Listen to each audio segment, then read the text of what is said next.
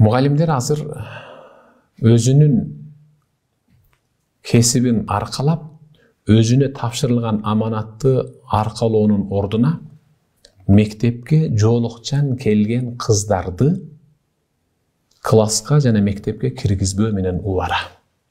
Ошол мектептин директору сабак берүү үчүн жоолук салынып узун кийинип келген эжекейди мектептен айдоо менен убара. Кагылайын агай эжеке, сиздин берип жаткан сабагыңызга башына жоолук салынып олтурган кыздын жоолугу эмнеси менен каршы, эмнеси менен жакпай атат?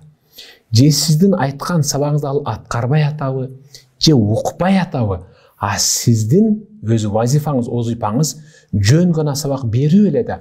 Эгерде жоолукчан кыздын жоолугуна асыла турган болуп, кийимине сарасеп сана турган болсоңуз, анда эмне үчүн сиз бак элегин көрсөтүп, жоон санын көрсөтүп отурган кыска юбка кийген кыздарды этегиңди узартпайсың деп эмнеге ылдый тартпайсыз?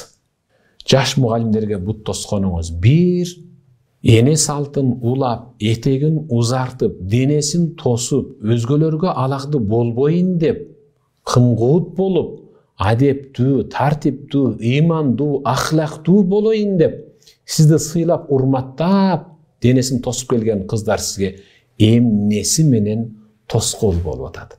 Айтыңчы Кагылайын агай, Кагылайын эжеке.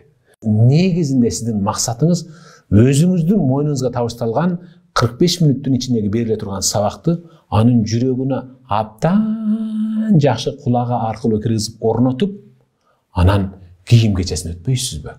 Сиз сабак өтпөй туруп кийим кечесине асылууну эрте баштап алдыңыз.